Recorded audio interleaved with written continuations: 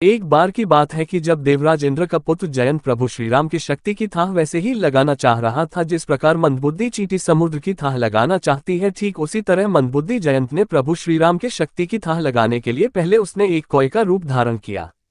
इसके बाद वह मूल मंदबुद्धि जयंत कौए के रूप में माता सीता के पैरों में चोंच मारकर भाग गया। चोंच लगने के बाद जब माता सीता के पैरों से रुधिर बहने लगा तो प्रभु श्रीराम ने अपने कोदन नामक धनुष पर एक सरकंडे को चढ़ाकर संधान किया। अब जयंत अपनी जान बचाने के लिए इधर उधर भागने लगा। सबसे पहले जयंत अपने असली रूप को धारण कर अपने पिता इंद्र के पास गया, लेकिन जब उसके पिता ने ये जाना कि जयंत ने प्रभु श्रीराम का विरोध किया है तो उन्होंने जयंत को शरण देने से मना कर दिया। पिता के शरण न देने पर जयंत भयभीत होकर ब्रह्मलोक, शिवलोक सहित सभी लोकों में व्याकुल होकर भागता रहा, लेकिन उसे किसी ने भी अपने यहाँ इसलिए रुकने नहीं दिया क्योंकि प्रभु श्रीराम के दोषी को कौन हाथ लगा सकता था।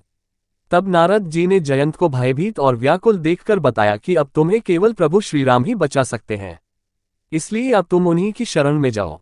नारद जी की बातों को मानकर तब जयंत ने हे शरणागत के हितकारी प्रभु श्रीराम, मेरी रक्षा कीजिए कहते हुए प्रभु श्रीराम के चरणों में गिरकर क्षमा मांगने लगा।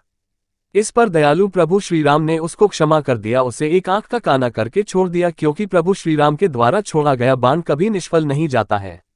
कौए की एक आंख फोड़ने के बाद भगवान श्रीराम ने उसे वरदान दिया कि पितरों को अर्पित किए जाने वाले भोजन में से एक हिस्सा तुम्हें मिलेगा। कहा जाता है कि तभी से पितृपक्ष के दिनों में कौए को भोजन कराकर पितरों को प्रसन्न किया जाता है।